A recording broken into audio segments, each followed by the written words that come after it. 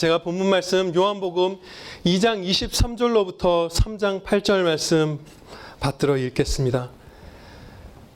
6월절에 예수께서 예루살렘에 계시니 많은 사람이 그의 행하시는 표적을 보고 그의 이름을 믿었으나 예수는 그의 몸을 그들에게 의탁하지 아니하셨으니 이는 친히 모든 사람을 아시며 또 사람에 대하여 누구의 증언도 받으실 필요가 없었으니 이는 그가 친히 사람의 속에 있는 것을 아셨음이니라. 그런데 바리새인 중에 니고데모라 하는 사람이 있으니 유대인의 지도자라. 그가 밤에 예수께 와서 이르되 랍비여, 우리가 당신은 하나님께로부터 오신 선생인 줄 아나이다. 하나님이 함께 하시지 아니하시면 당신이 행하시는 이 표적을 아무도 할 수 없음이니이다.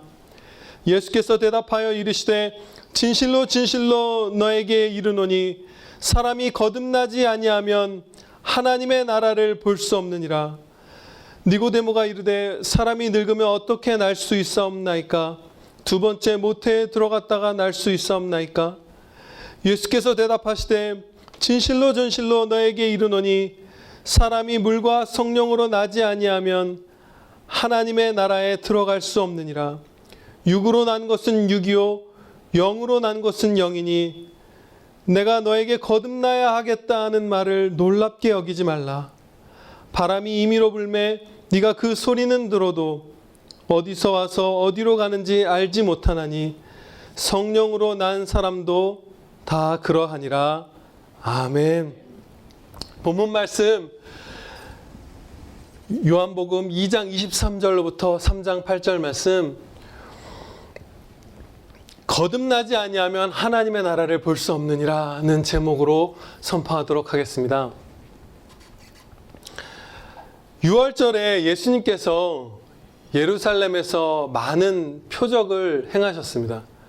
그래서 사람들이 그 표적을 보고 예수님의 이름을 믿었다 이렇게 기록하고 있어요. 그런데 이 사람들의 믿음은 구원에 이르는 그 참 신앙이 아니었습니다. 그 사실을 이어지는 2장 24절 25절 말씀에서 우리가 목격할 수 있어요. 2장 24절 25절 말씀 제가 일부분을 받들어 읽겠습니다. 예수는 그의 몸을 그들에게 의탁하지 아니하셨으니 이는 친히 모든 사람을 아시며 그가 친히 사람의 속에 있는 것을 아셨음이니라. 아멘. 외부적인 요인 때문에 그 사람들과 함께 예수님께서 안거해 주신 게 아니라 그 사람들의 마음 안에 있는 어떤 것 때문에 예수님께서 함께 거하시지 않았던 것이에요. 그런데 하나님께서는 주 예수 그리스도께서 통회하고 마음이 겸손한 자들과 함께 계실 것이다. 임마누엘의 하나님 이렇게 말씀해 주셨잖아요. 그런데 그 임마누엘의 하나님께서 함께 거하시지 않으셨다는 것은 이 예수님의 이름을 믿었다고 하는 사람들 마음속에 이 통회함과 겸손함과 이런 것들이 없었던 것이죠. 혹은 주님을 향한 사랑과 참 믿음이 아니라 기적을 보고서 어느 정도 신뢰하는 마음, 그 정도를 갖고 있었던 것이에요. 우리가 믿음이라는 단어를 하면 항상 구원에 이르는 그 진짜 믿음 한 가지를 생각하기 때문에 이 단어에서 오는 우리가 약간 난해함이 있지만 이것을 신뢰함이라든지 이런 식으로 여긴다면 이들은 기적을 베푸시는 어떤 신뢰할 만한 분, 어떤 좀 선지자 이 정도로 이게 여기고 참 믿음을 갖지 않았던 것이에요. 밑에 이제 구체적으로 대화 장면이 나오는 니고데모도 사실은 비슷한 상황에 있었습니다. 본문 말씀은 이 24절, 25절에서 예수님께서 사람의 마음을 아신다라는 이 진리를 3번이나 강조해서 말씀을 하세요. 친히 모든 사람을 아시며 또 사람에 대하여 누구의 증언도 받으실 필요가 없었으니 이는 그가 친히 사람의 속에 있는 것을 아셨음이니라. 이렇게까지 강조해서 예수님께서 사람의 마음을 아신다라는 것을 이렇게 써주시는 것을 볼 때 이것이 얼마나 우리와 거리가 먼 하나님께만 속한 속성인가 우리가 이렇게 절감하게 돼요. 우리가 정직하게 스스로를 돌아보고 또 하나님 말씀에서 가르쳐 주신 바 사람은 사람의 마음을 모릅니다. 사람은 사람의 마음을 읽을 수가 없어요. 그리고 여기서 그것을 아주 강조해서 가르쳐 주신 것이죠. 이것은 그 신학에서 표현하자고 하면 비공유적 속성으로서 사람에게 전혀 나누어 주시지 않는 하나님만 가진 속성, 전지하심, 사람의 마음을 다하심, 그 속성임을 여기서 아주 강하게 새겨주시는 것이에요. 그런데 우리는 일상을 살다가 사람의 마음을 안다고 여길 때가 진짜 많죠. 제가 최근에 정말 쑥스러운 그런 일이 있었어요. 뭐냐면 제가 몇 년 만에 이제 연락된, 막 10년 넘게 연락된 그런 친구들도 있었는데 단체로 카톡에서 대화를 나누게 된 거예요. 한번 보자. 몇 달 전 얘기인데. 한 친구가 이제 부스터샷을 이제 다들 맞았냐고 물어보는 거예요. 근데 제가 이렇게 확 느끼기로는 그 친구의 정치 성향이 아주 좌성향이고 그리고 그 질문의 이렇게 문장이나 이런 것들을 볼 때 안 맞은 사람들을 약간 이렇게 비판적으로 대하는 것 같은 그 뉘앙스를 느꼈어요. 그래서 저는 부스터샷을 안 맞았거든요. 그래서 나는 기본 접종은 맞았는데 그때 고생을 해서 뭐 어쩌고저쩌고 구구절절 썼습니다. 이제 부드럽게 이렇게 대하려고. 근데 그 친구가 이제 다른 친구들도 대답을 막 올린 다음에 글을 딱 올리는데 너무 의외인 거예요. 나는 기본 접종도 안 맞았는데 이러는 거예요. 정말 얼마나 뛰어나와서 아내한테도 얘기했어요. 야, 우리가 사람 마음을 안다고 그러는데 뭐 다투다가도 너 나한테 왜 그때 그런 마음을 한 거냐? 나 진짜 그 마음 아니었는데 이럴 때 있잖아요. 막 상대방의 마음을 안다고 그러고. 근데 우리는 정말 모릅니다. 죄라도 없었으면 우리가 서로의 마음을 행동을 보고서 또 말을 듣고서 아는 그 부분이 커졌을 거예요. 우리가 아는 방식이 그거잖아요. 희미하게나마 행동을 보고서 열매를 보고서 사람의 마음을 읽잖아요. 근데 죄가 있어서 이것도 참 그야말로 미약하게 볼 수밖에 없습니다. 위선이 있고 그렇잖아요. 그래서 하나님께서 이렇게 말씀하시죠. 만물보다 거짓되고 심히 부패한 것은 마음이라 누가 능히 이를 알리오마는 나 여호와는 심장을 살피며 폐부를 시험하고 각각 그의 행위와 그의 행실대로 보응하나니. 하나님만이 하신다는 거예요. 그런데 이 사람의 마음을 안다는 잘못 우리와 너무 가까워서 교회들도 이걸 공식적으로 교리화할 때가 많았어요. 역사상. 지금도 그런 교리를 갖고 있는 지교회들이 형제 교회들이 있죠. 사람의 마음을 우리가 완벽하게 분별할 수 있기 때문에 세례를 받으려는 이제 새신자들, 입교하려는 사람들의 신앙 고백이 진짜 믿음인지 아니면 가짜 고백인지 우리가 분별할 수 있다라고 믿는 우리의 형제님들이 많아요. 그래서 정말로 목사가 또 혹은 뭐 당회가 점검하면 이 성도의 믿음이 진짜인 경우만, 정말 택함받은, 창세전에 택함받은 성도만 교회 회원으로 또 세례 교인으로 받아들인다라고 생각하는 그 형제님들이 있습니다. 그렇지만 그것은 이 성경 말씀들에 위배되잖아요. 그래서 비극이 일어나죠. 어떤 비극이 있냐면 한 가지만 얘기를 우리가 나누면 교회 회원이 된 사람들은 정말로 다 회심한 성도로 여기기 때문에 회개하고 예수님을 믿으라는 메시지가 그들에게 가지 않습니다. 그래서 교회 안에 있지만 예수님 안 믿는 상태에 있는 그 착각에 빠져 있는 그 분들이 구원받는 것이 버거워져요.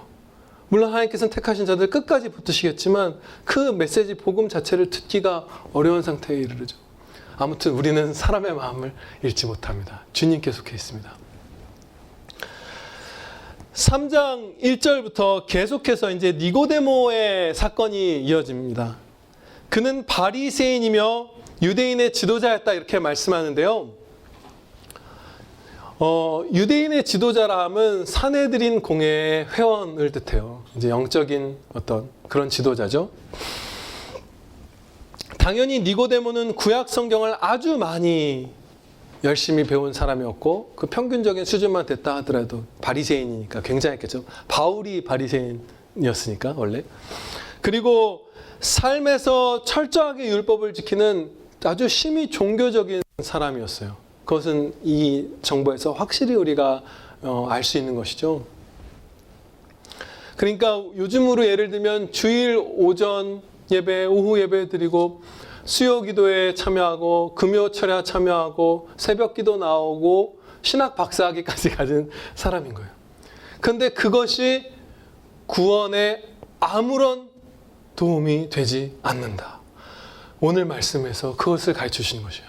그걸로 구원을 받을 수 있는 여지가 하나도 없다. 그것을 가르쳐 주시는 것이에요. 그러면 구원을 어떻게 받는가? 거듭나야만 받을 수 있다. 그것을 계속해서 예수님께서 가르쳐 주십니다. 성령님의 역사로 새 생명을 네가 받아야만 구원받을 수 있다. 그것을 가르쳐 주시는 것이에요. 니고데모는 2절 말씀을 보면 밤에 예수님께 찾아왔습니다. 이례적이죠. 아주 이례적이죠. 그럼 왜 밤에 찾아왔을까요?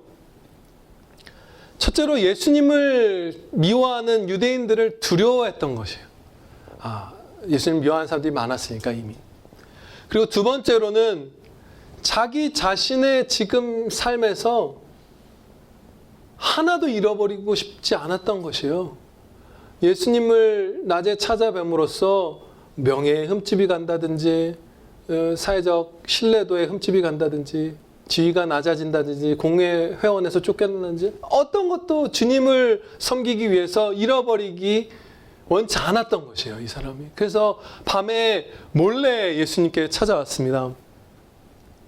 근데 정말 감사한 것은 훗날 니고데모는 중생하여 예수님을 믿고 아주 큰 믿음의 용사가 됐죠. 그래서 예수님의 그 십자가에 달려 죽으신 예수님의 시체를 가져다가 장례하는데 참여하는 그 엄청난 믿음의 용사가 돼요. 그런데 하나님께서 그것을 정말로 기뻐하셨던 것 같아요. 그래서 요한복음 19장 39절 말씀을 이제 제가 봉독해 드릴 텐데 엄청 기뻐하십니다. 일찍이 예수께 밤에 찾아왔던 니고데모도 모략과 침향 섞은 것을 100리트라쯤 가지고 온지라.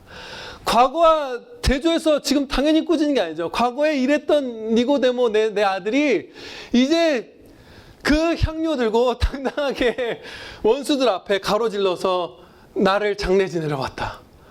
그것을 이렇게 기뻐해 주셨어요. 아무튼 그 중생한 자가 있는 은혜가 이렇게 큽니다.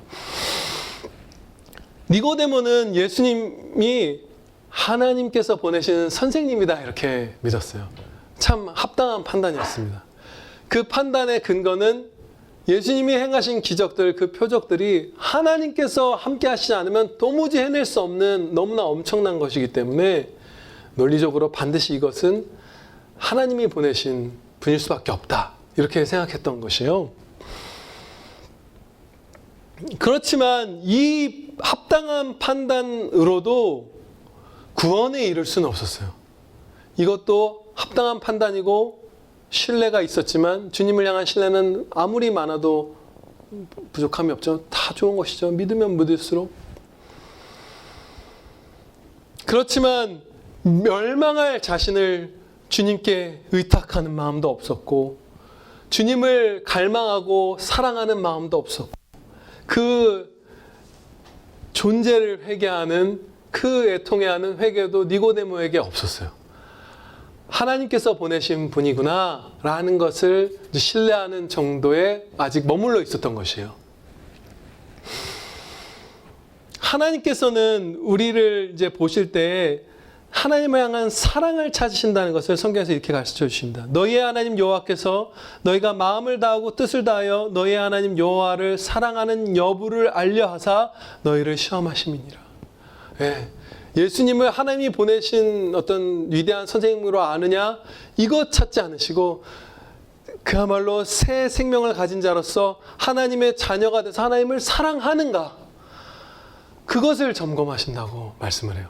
우리가 중생했는가 확인하는 방법도 이것이죠. 내가 정말로 죄를 애통해하는 회개가 있는가? 주님께만 나를 의탁하고 있는가? 주 예수 그리스도를 사랑하는가? 갈망하는가? 이런 것들이 중생의 열매들입니다. 증거예요. 근데 그것이 없었어요. 아직 니고데모에게는. 니고데모는 이제 하나님께서 보내신 선생님이신 예수님께 엄청난 말들을 듣기 시작합니다. 진리, 생명의 말씀을 이제 막 예수님께서 쏟아주세요. 이에게. 그래서 엄청난 일들이 일어나는데요. 우리가 이번 주일날 며칠 3일 전에 주일날 배운 말씀 가운데는 하나님을 향한 사랑의 기쁨으로 사는 것이 가장 행복하고, 그리고 그렇게 사는 것만이, 예수님의 이름을 위해서 사는 것만이 우리에게 남는다라는 진리를 우리가 배웠잖아요, 하나님께. 그런데 제가 지금 이제 드릴 말씀들을 이렇게 예를 드리는 이유는 그야말로 예수님께서, 하나님께서 보내신 선생님으로서 예수님의 말씀 한마디 한마디가 진리이고 전능하신 하나님의 말씀이고 생명의 말씀이라서 니고데모를 뒤집어 놓으신 것처럼, 엄청나게 변화시킨 것처럼 우리를 그렇게 변화시킨다는 것이에요. 그 행복한 일화가 지난 주일 오후에 있었기 때문에 여러분들과 나누고자 합니다. 그 이제 설교 말씀을 가운데 주신 그 진리를 듣고 이제 우리 교회 가운데 중학교 교단에 서신 그 집사님께서, 제가 허락 받고 얘기를 드리는 거예요. 그분께 오늘 얘기를 나누는 걸. 그분이 이제 저한테 이런 얘기를 하시는 거예요. 20년 차래요. 김 집사님이 이미 교편을 잡은 지. 너무 놀랬죠? 20년. 근데 제가 그 친구들과 지냈던 시간들이 하나도 안 남고 사라져 버렸다. 대부분이 하나님 사랑의 시간이 아니었기 때문에. 이하고 거의 똑같은 얘기를 하는 거예요. 20년을 그 교편을 잡고 아이들을 가르쳤는데 아무것도 마음에 남거나 기억나는 게 없다는 거예요. 하나도 그 세월이 없는 것처럼 그냥 사라져 버렸다는 거예요. 그래서 왜 그럴까 했는데 오늘 그 하나님께서 주신 말씀을 듣고 알았다는 것이죠. 처음에는 그래도 좀 사랑이나 열정도 어느 정도 있었죠. 그때도 물론 부족하셨겠죠. 신앙이 20년 전이면 얼마나 어릴 때예요. 지금 막 우리 교회 뭐 수영이만 할 때 거의 그럴 나이일 텐데, 그렇죠? 그런데 이상한 부모님 한 번 만날 때마다 한 걸음 뒤로 물러서고, 이상한 학생 만날 때마다 안 다치려고 물러서고 하면서, 수업에서 이 내가 맡은 과목은 진짜 잘 가르치지만 룰대로 하고 뭐 그런 것들은 중요시 여기지만 사랑하겠다는 마음을 안 가지셨던 거예요, 이분이. 그러니까 하나님 사랑, 이웃 사랑, 그 하나님의 영광을 위한 삶을 살지 않았기 때문에 20년이 그냥 사라져버린 거예요. 기억에 남는 게 없는 거예요. 실제로 남는 게 없는 거예요, 가치로서 거의. 그래서 집사님이 말씀하기를 20년 했는데 이제 정년까지 20년이나 더 남았다는 거, 이걸 20년이나 더 해야 돼, 이렇게 생각을 하셨어요. 그런데 사랑으로 하면 그것이 남고 기쁘고 너무나 행복한 그 중생환자의 삶을 하나님께서 약속해 주셨기 때문에 이제는 이제 새로운 학교에 이번 주 월요일부터 이제 출근하게 되셨는데, 원래는 막 경계하고 최대한 나를 보호하면서 하랴. 거기 소송이 엄청 많대요. 60몇 건 변호사분 아들, 딸들이 너무 많아서 조금만 해도 막 소송이 있어서 60몇 건이 막 쌓여있는 학교래요, 지금까지. 그래서 아무도 그걸 감당하려고 하지 않는. 그래서 완전히 철저하게 버거, 사랑은 무슨 이제 그렇게 하려다가 그 주일날 하나님께서 아마 그 주에 그 본문을 주신 게 그 집사님에게 또 특별한 뜻이 있었던 것 같아요. 그래서 이제는 사랑으로 하리라. 그리고 20년이나 더 해야 돼가 아니라 20년이나 이 기회가 남았다. 그 삶이 완전히 변해버린 거예요. 예수님께서는 하나님께서 보내신 선지자 하나님이시기 때문에 그 말씀은 생명이고 진리고 권능의 말씀입니다. 아멘. 니고데모처럼 우리 오늘 변화되시길 축원합니다. 예수님께서는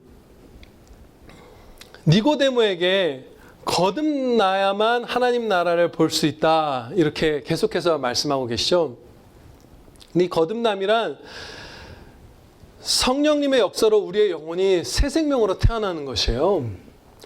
이 새 생명을 갖게 된다는 것의 구체적인 이제 의미를 좀 말씀을 드리면, 첫째로 우리의 영혼의 성향이 하나님을 대적하는 것에서, 미워하는 것이요, 거기서 하나님을 사랑하는 쪽으로 기울어지게 됩니다. 엄청난 변화죠. 우리의 그 전인격의 성향이 하나님을 향한 쪽으로 변화되는 게 중생의 첫 번째 의미예요. 그리고 두 번째로 지적으로나 정서적으로나 도덕적으로나 그야말로 전인격이죠. 모든 면에서 거룩한 쪽으로 우리가 변화되게 됩니다. 완전한 거룩을 이 땅에서 중생하자마자 이루는 것은 아니지만, 거룩한 성향을 중생되는 그 순간에 그 모든 면에서 전인격에서 갖게 돼요. 그래서 하나님의 말씀에 지적으로 정서적으로 도덕적으로 다 동의가 그때부터 일어나는 것이요. 맞아. 이런 일들이 그 성령의 그 중생과 조명하신 가운데 일어나게 되는 것이에요.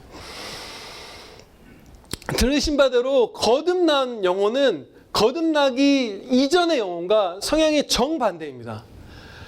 조금 이전에 부패했던 자연인의 상태에 보충을 해주신 게 아니라 아예 바꿔주신 것이죠.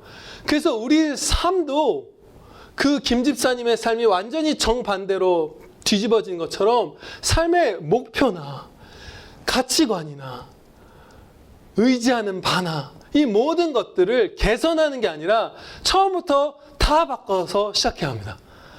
완전히 다른 삶을 사는 거예요. 그것이 가능하고 그 가운데 행복하며 찬양 드리는 것이 중생한 자의 은혜입니다.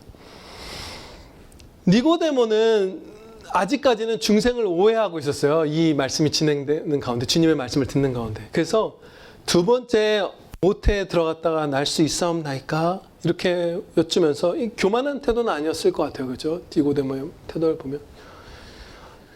이렇게 말하며 믿지를 못했어요.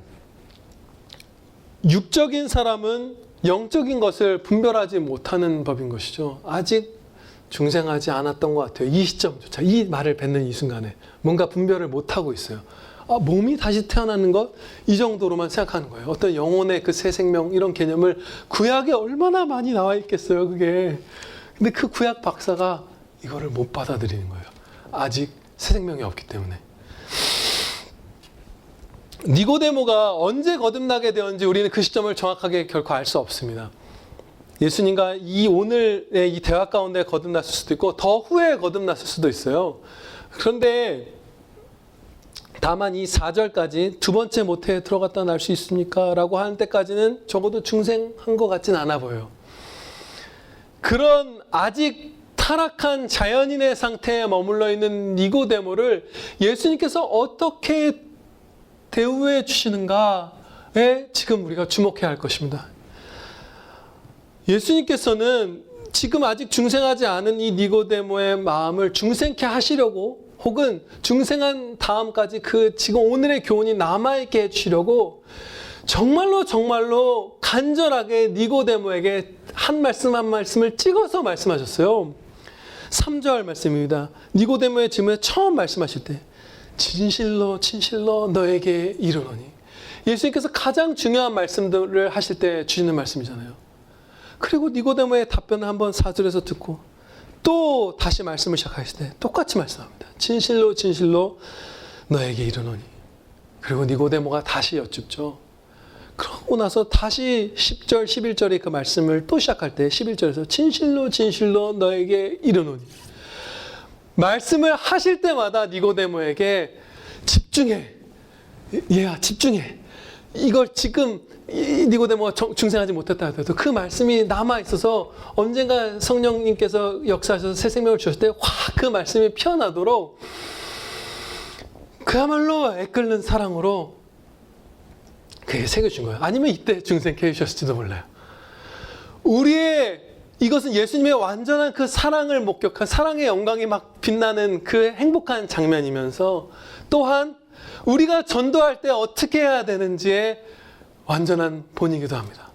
이 간절함, 이 진지함, 이 열정 이런 것들을 가지고 우리가 전도를 해야 해요.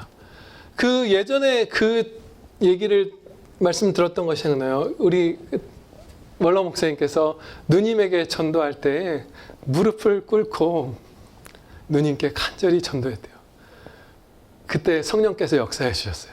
그래서 저에게는 고모님이죠. 그 고모님이 말하기를 그때 너무 막 심령이 무서웠다고 하셨죠. 성령께서 막 그 지옥과 구원과 죄와 그 죄에 싹신 사망과 이런 것들로 그 심령을 요동치게 해주시고 새 생명을 주셔서 살려주신 거예요. 무릎 꿇고 이 간절함으로. 예수님은 이 앞에 무릎 꿇진 않지만 우리가 배울 바는 그거잖아요. 그렇게 전도하는 것입니다, 우리가. 예수님께서는 5절에 이제 앞에서도 이제 3절에서도 거듭나야 한다고 말씀하셨는데 5절에서도 다시 한번 거듭나야만 그래야만 하나님 나라 들어갈 수 있단다 가르쳐 주셨어요. 성경 지식이나 예배 드려온 횟수나 율법 준수나 사회적 선행 같은 것들, 우리나 니고데모가 의지할 만한 이런 것들로는 하나님 나라에 못 들어가. 이걸 제일 잘해왔던 니고데모잖아요. 그걸로는 안 돼. 거듭나야만 해. 이것을 계속해서 말씀해 주셨습니다. 예수께서 대답하시되 진실로 진실로 너에게 이르노니 사람이 물과 성령으로 나지 아니하면 하나님의 나라에 들어갈 수 없느니라. 아멘. 여기서 물과 성령, 이 말씀의 의미는 무엇일까요? 이것은 따로 분리된 말씀이 아닙니다. 물 따로 성령 따로가 아니에요.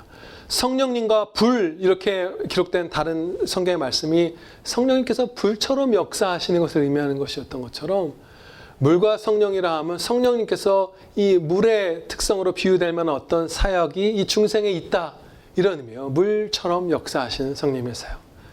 우리의 몸을 물로 씻듯이 우리의 영혼을 씻어주시는 그 성령님의 그 중생의 사역의 특징을 이렇게 표현한 것입니다.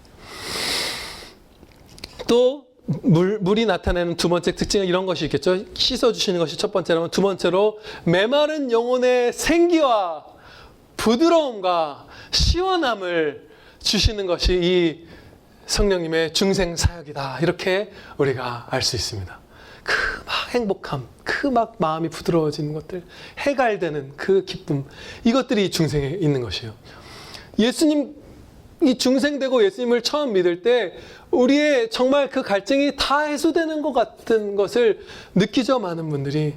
저도 그랬어요. 지금 이제 최근에, 예전에 그 회심했던 때가 생각이 나는데, 그야말로 살려달라고 하면서 이제 기도를 드리다가 이제 회심하게 된 것이거든요.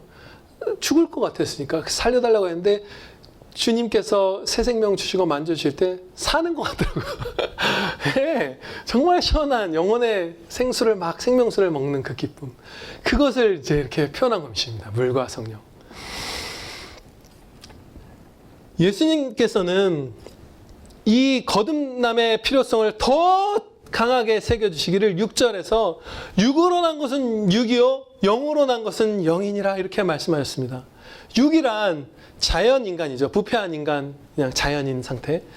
영은 성령님으로 말미암아 거듭난 그 새 생명을 뜻해요. 새 영혼. 이 둘 사이를 완전히 가르는 거예요. 육은 육일 뿐이고, 타락한 인류의 그 육체의 계보를 따라서 그냥 그렇게 살아가고 태어나고 하는, 그건 그거일 뿐이고, 완전히 거룩하게 구별된 성령님께서 주시는 새 생명이 따로 있다. 이 둘 사이가 전혀 침범될 수 없고 어떻게 막 넘나들 수 있는 것이 아니다, 육이. 이렇게 선을 위아래로 그어주신 거예요.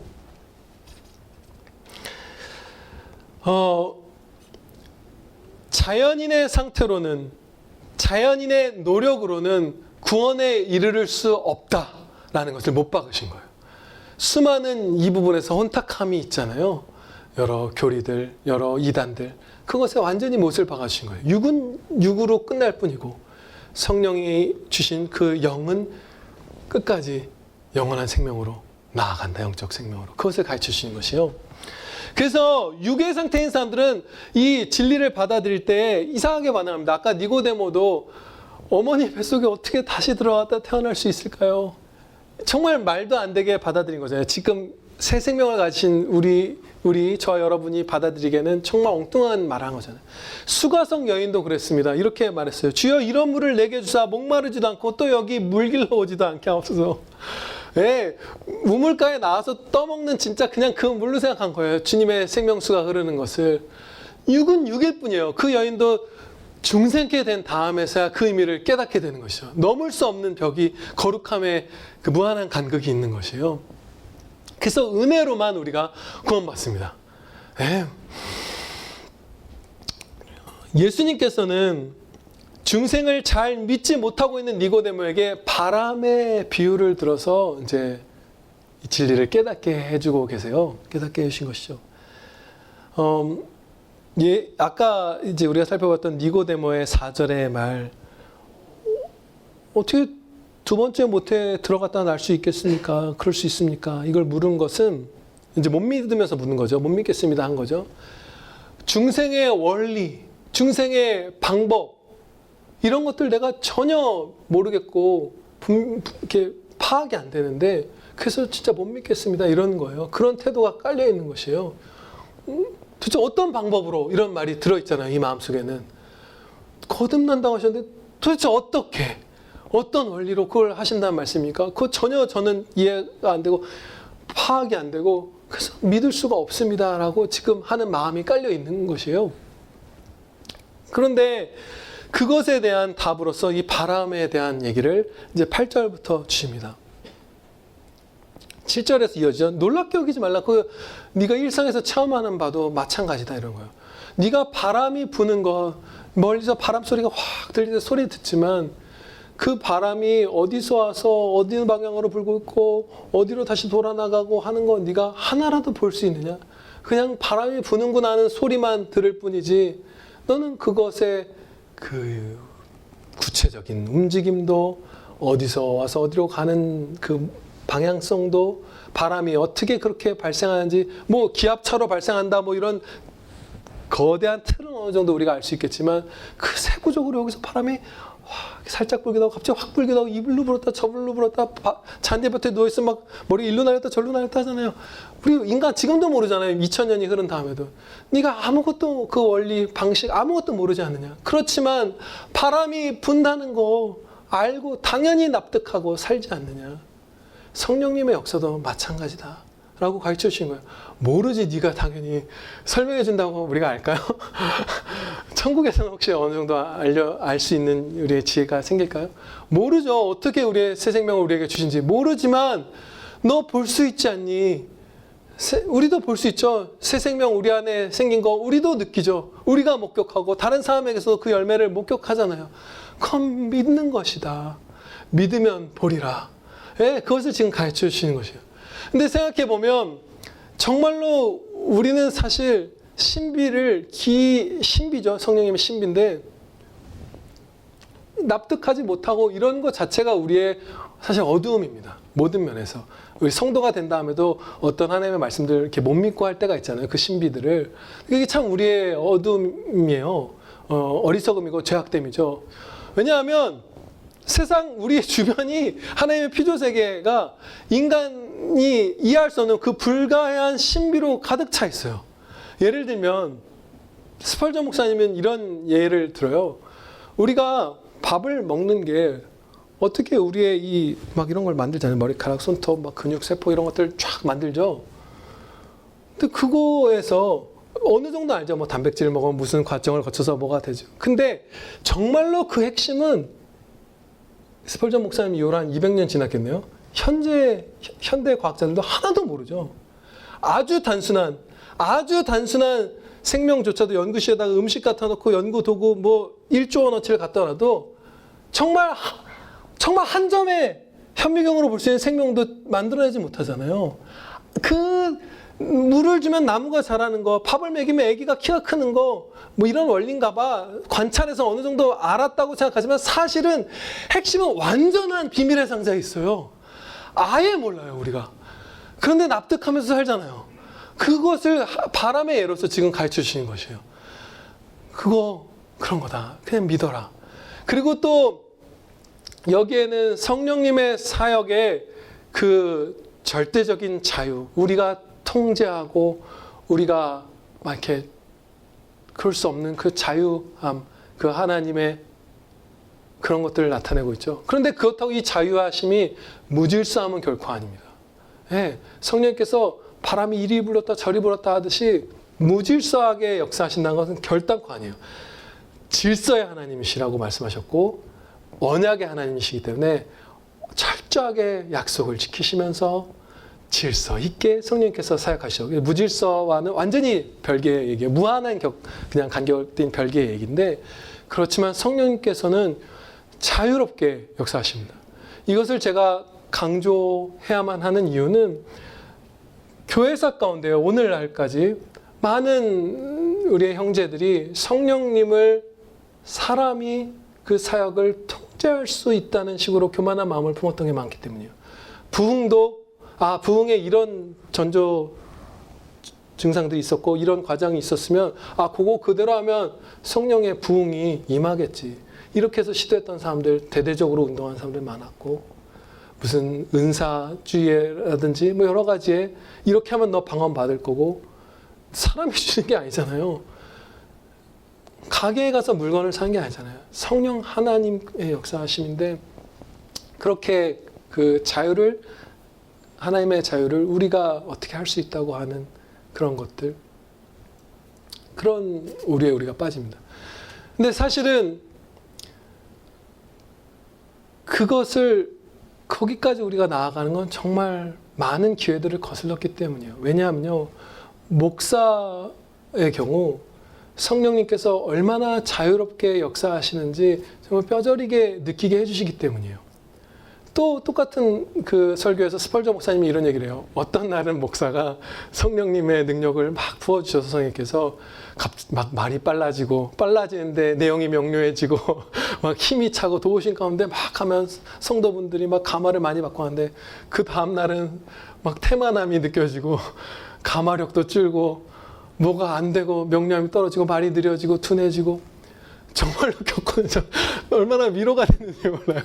얼마나 반갑고, 성령님께서 얼마나 그 무한의 지혜로 얼마나 자유롭게 역사하시는지를 목사들만큼 민감하게 정말 자주 체험하는 사람이 없는데, 그럼에도 불구하고 그런 성령님의 사역을 통제하려는, 제가 말하는데도 지금 되게 두려워요. 그런 것들을 우리가 하려고 한다는 것 자체가 많은 교만함을 우리가 치달았던 것이죠. 다시 이 8절 말씀으로 돌아와서, 우리가 성령님의 신비의 역사들, 성도가 된 다음에 누리는 역사들도 많죠. 우리가 하나님을 사랑하고 기뻐하는 그 동기로만 눈떠서 모든 행동과 말과 해주시는 거, 이런 것들이 엄청난 기적이잖아요. 도대체 어떻게 그게 이루어질까 모르지만, 비밀의 상자에 쌓였지만 믿고 누리시기를 축원합니다. 기도드리시겠습니다. 아버지 하나님, 저희를 한 사람도 빠짐없이 다 거듭나게 해주시옵소서. 저희 평안교회와 세계 각지에 있는 저희의 식구들 한 사람도 빠짐없이 새 생명 주 성령님께서 베풀어 주시옵소서. 그래야만 구원받을 수 있음을 고백하옵나이다. 아무리 부모의 믿음이, 또 내가 교회에 출석한 연한이 얼마가 되더라도 그것이 아무 상관없고, 새 생명 성령 하나님께서 주셔야만 구원받을 수 있사오니 구원하여 주시옵소서. 또한 새 생명을 받은 이 행복한 주님의 아들, 딸들인 저희 모두가 이 은혜 가운데에서 이 놀라운 은혜 믿고 의지하면서 더 큰 복 누리고 온 마음 다해 하나님께 영광 돌리며 그 주님 다시 오실 날 맞이할 복된 아들, 딸들 되게 하여 주시옵소서. 예수 그리스도의 이름으로 기도하렵나이다. 아멘.